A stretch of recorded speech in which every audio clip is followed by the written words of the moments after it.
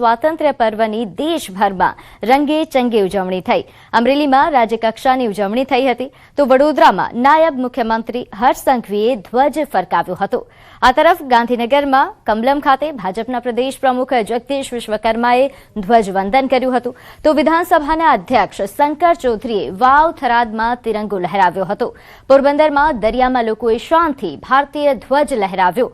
મંદિરો પણ દેશભક્તિના રંગમાં રંગાયેલા જોવા મળ્યા। તો અલગ અલગ તસવીરો આપ જોઈ રહ્યા છો। અમરેલી, વડોદરા, ગાંધીનગર, વાવ થરાદ, પોરબંદર અને અરવલ્લીની કે જ્યાં શાનથી આજે રંગે ચંગે સ્વાતંત્ર્ય પર્વની ઉજવણી થઈ રહી છે।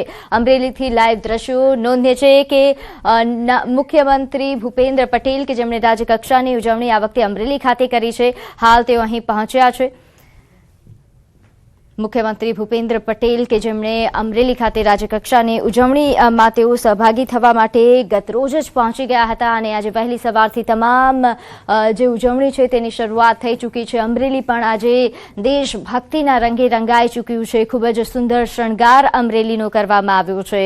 હાલ મુખ્યમંત્રી ભૂપેન્દ્ર પટેલ કે જેમણે આજે પરેડ ગ્રાઉન્ડની સજાવટ કરવામાં આવી છે તેનું નિરીક્ષણ કર્યા બાદ હાલ તેઓ પહોંચ્યા છે। તો આ લાઈવ દ્રશ્યો અમે તમને અમરેલીથી બતાવી રહ્યા છીએ। અમરેલીમાં રાજ્યકક્ષાની ઉજવણી આજે સ્વાતંત્ર્ય પર્વ નિમિત્તે થઈ રહી છે। આઝાદીની 80મી વર્ષગાંઠ જેની ઉજવણી કરવા માટે આજે દરેક દેશવાસી થનગની રહ્યો છે અને ઉજવણીની શરૂઆત આજે વહેલી સવારથી જ થઈ। ત્યારે મુખ્યમંત્રી ભૂપેન્દ્ર પટેલ પણ અહીં પહોંચ્યા છે અને ખૂબ જ ઉત્સાહ સાથે તેમણે લોકોનું અભિવાદન ઝીલ્યું। તો વડાપ્રધાન કે જેમણે નોંધ્ય છે કે એમણે આજે સ્વાતંત્ર્ય પર્વની ઉજવણી કરી। હવે વાત કરીએ વડોદરાની કે જ્યાં નાયબ મુખ્યમંત્રી હર્ષ સંઘવીની ઉપસ્થિતિમાં સ્વાતંત્ર્ય પર્વની ઉજવણી કરવામાં આવી। માંજલપુર સ્પોર્ટ્સ કોમ્પ્લેક્સમાં નાયબ મુખ્યમંત્રીએ ધ્વજવંદન કર્યું। ધ્વજવંદન સમારોહમાં નાયબ મુખ્યમંત્રી હર્ષ સંઘવીએ સંબોધન કર્યું હતું। તેમણે યુવાનોને ડ્રગ્સ સામે ઝુંબેશ ચલાવવા માટે અપીલ કરી હતી। તેમણે કહ્યું, દેશમાં સૌથી વધુ ડ્રગ્સ ગુજરાત પોલીસે પકડ્યું છે। ડ્રગ્સ સામેની લડાઈમાં નાગરિકોનો સહયોગ જરૂરી છે। ગગનચુંબી તિરંગાને ઉપર લહેરાવીએ અને એક સંકલ્પ લઈએ કે હું કોઈ બી પ્રકારના વ્યસનની ફેશનમાં ક્યારેય નહીં ફસાઈશ। હું મારા મિત્ર, મારા પરિચિતોને ક્યારેય જો ડ્રગ્સની લપેટમાં આવ્યા હશે તો એને બહાર લાવવા માટે સૌથી પહેલા એના પરિવારને જાણકારી આપીશ। તો આ તરફ પાવાગઢમાં 80મા સ્વાતંત્ર્ય પર્વની દેશભક્તિના રંગે ઉજવણી થઈ। નોંધ્ય છે કે પાવાગઢ પણ હાલ દેશભક્તિના રંગે રંગાયો છે। શક્તિપીઠ યાત્રાધામ પાવાગઢ ખાતે 80મા સ્વાતંત્ર્ય પર્વની ભવ્ય ઉજવણી ધુમ્મસવાળા ખુશનુમા વાતાવરણમાં મંદિર ટ્રસ્ટ દ્વારા આન બાન અને શાન સાથે મંદિર પરિસરમાં તિરંગો લહેરાવવામાં આવ્યો। મોટી સંખ્યામાં ઉપસ્થિત માઈ ભક્તો, મંદિરના ટ્રસ્ટીઓ અને કર્મચારીઓએ રાષ્ટ્રગાન સાથે રાષ્ટ્રધ્વજને સલામી આપી। દેશભક્તિના ગીતો સાથે માઈ ભક્તો ઝૂમી ઉઠ્યા। સમગ્ર મંદિર પરિસર દેશભક્તિના નાદથી ગુંજી ઉઠ્યું। વહેલી સવારથી જ પાવાગઢ ખાતે મોટી સંખ્યામાં માઈ ભક્તો દર્શન માટે ઉમટી પડ્યા। તો આ દ્રશ્યો છે પાવાગઢના જ્યાં ખૂબ જ ઉત્સાહ સાથે દેશભક્તિની ઉજવણી। હવે વાત કરીએ પોરબંદરની, નોંધ્ય છે કે ત્યાં પણ આ જ રીતે ઉજવણી કરવામાં આવી। પોરબંદરના મધદરિયે ધ્વજવંદનના આપ દ્રશ્યો જોઈ રહ્યા છો। ખૂબ જ ઉત્સાહ સાથે અહીં જવાનોએ ઉજવણી કરી છે। મધદરિયે તિરંગો લહેરાયો અને દેશભક્તિના રંગે હાલ દેશ રંગાયો છે। દેશભક્તિ અને ઉત્સાહભેર આ ઉજવણી કરવામાં આવી। દેશભરમાં આજે 80મા સ્વાતંત્ર્ય દિવસની દેશભક્તિ અને ઉત્સાહભેર ઉજવણી કરવામાં આવી રહી છે। ત્યારે પોરબંદરમાં શ્રીરામ સી સ્વિમિંગ ક્લબના સભ્યો દ્વારા મધદરિયે જઈને અનોખી રીતે ધ્વજવંદન કરીને આ પર્વની ઉજવણી કરવામાં આવી હતી। છેલ્લા ઘણા વર્ષોથી 15મી ઓગસ્ટ અને 26મી જાન્યુઆરીના રાષ્ટ્રીય પર્વના દિવસે પોરબંદરના મધદરિયે આ રીતે ધ્વજવંદન કરીને અનોખી ઉજવણી કરવામાં આવે છે। પોરબંદરવાસીઓ પણ દર વર્ષની જેમ આજે પણ સ્વાતંત્ર્ય દિવસની અનોખી ઉજવણીને જોવા માટે અને તિરંગાને સલામી આપવા માટે ચોપાટી ખાતે પહોંચી ચૂક્યા હતા। આ ધ્વજવંદન ખાસ સૌની અંદર સાહસ અને દેશપ્રેમની લાગણી માટે. અને તમે જોઈ શકો છો આજે એક 8 વર્ષની નાની બાળકી છે, એને પણ આમાં ઉત્સાહભેર ભાગ લીધો છે.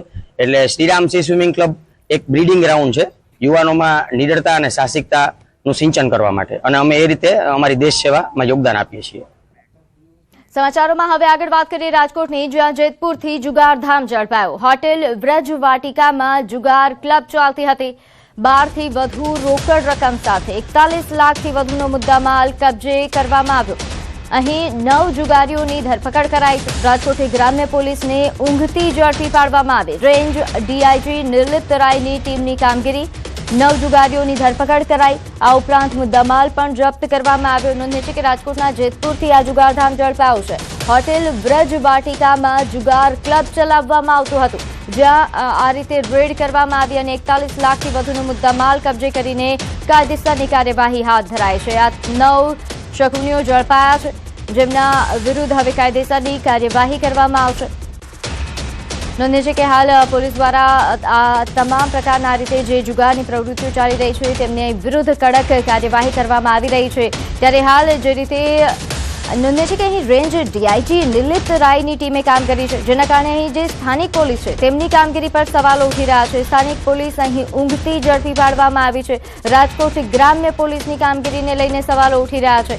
હોટેલ વ્રજ વાટિકામાં આ રીતે જુગારધામ ચાલતો હતો. 41 લાખથી વધુનો મુદ્દામાલ કબજે કરવામાં આવ્યો.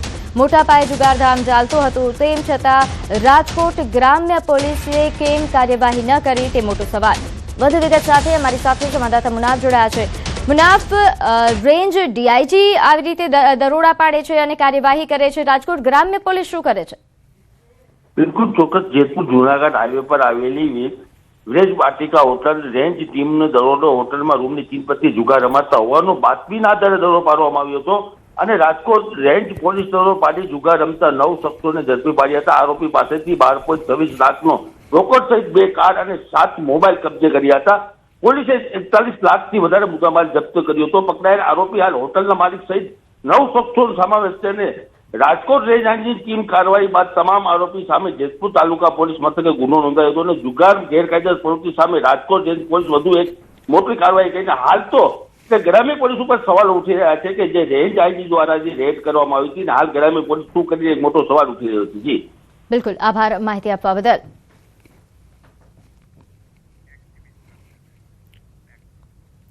તો બીજી તરફ સુરતમાં દારૂબંધીના ધજાગરા ઉડ્યા. ડુમસ વિસ્તારમાંથી દારૂની મહેફિલ ઝડપાઈ.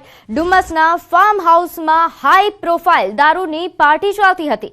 જન્મદિવસની ઉજવણીમાં દારૂ પાર્ટી કરવામાં આવી રહી હતી.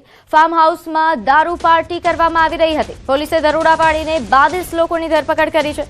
દારૂ, બિયર સહિતની મહેફિલમાં 8 મહિલાઓનો પણ સમાવેશ થાય છે. તમામ લોકોને મેડિકલ ચેકઅપ માટે લાવવામાં આવ્યા છે. નવી સિવિલ ખાતે તેમનું ચેકઅપ કરવામાં આવશે.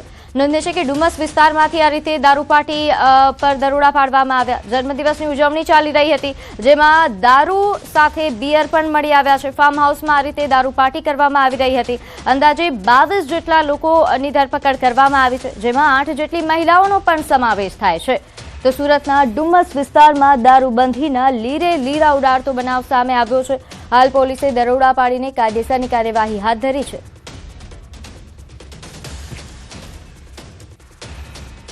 સુરતના ડુમ્મસ ખાતે આવેલી બાપુજીની વાડીના એક બંગલામાં ગઈકાલે રાત્રે બર્થડે પાર્ટી ચાલતી હતી. દ્રશ્ય જોઈ શકાય છે. આ ફ્રીજમાં રહેલી કેક છે કે આ કેક ઉપર જેનો ફોટો છે એ યુવતીની બર્થડે હતી, જેને લઈને અહીંયા દારૂની મહેફિલ કરવામાં આવતી હતી.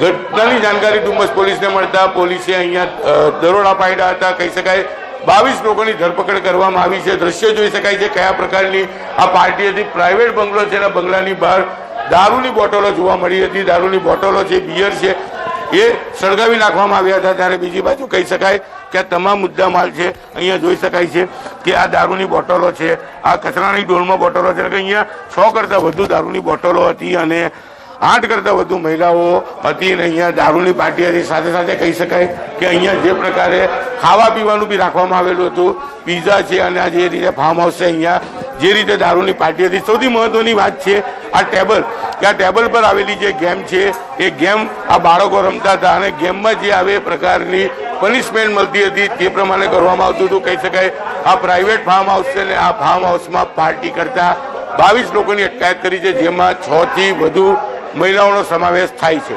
કીર્તેશ પટેલ, ન્યૂઝ 18 ગુજરાતી, સુરત. તો આ તરફ રાજકોટમાં ગોંડલથી દારૂ ભરેલી ટ્રક ઝડપી પાડવામાં આવી. 1 વર્ષથી ફરાર આરોપી સાગરીત સાથે પકડાયો. બરુડી ટોલ પ્લાઝા પાસેથી 2 શખ્સને ઝડપી પાડવામાં આવ્યા. ટ્રકમાંથી વિદેશી દારૂની 1548 બોટલો મળી આવી. કુલ 19.98 લાખનો મુદ્દામાલ કબજે કરવામાં આવ્યો છે. દારૂ છુપાવવા માટે ટ્રકમાં ચોરખાનું બનાવવામાં આવ્યું હતું. દારૂનો જથ્થો મધ્યપ્રદેશથી મોકલનાર શિવરંજન અને મંગાવનાર કેશોદના ત્રાસલીનો રાહુલ વોન્ટેડ જાહેર કરવામાં આવ્યો છે. આગળની કાયદેસરની કાર્યવાહી હાથ ધરાઈ છે, જેના માટે ગોંડલ તાલુકા પોલીસને કેસ સોંપાયો છે. તો રાજકોટના દ્રશ્યો છે, જ્યાં ટ્રકમાંથી વિદેશી દારૂની 1000થી વધુ બોટલો જપ્ત કરવામાં આવી છે. ગોંડલથી દારૂ ભરેલી આ રીતે ટ્રક ઝડપાઈ, જેમાં એક ચોરખાનું બનાવવામાં આવ્યું હતું અને આ રીતે દારૂની હેરાફેરી થતી હતી. દારૂ સાથે 2 શખ્સોને પણ ઝડપી પાડવામાં આવ્યા છે. અલગ અલગ દ્રશ્યો જુઓ રાજ્યમાં. એક તરફ જેતપુર, બીજી તરફ સુરત અને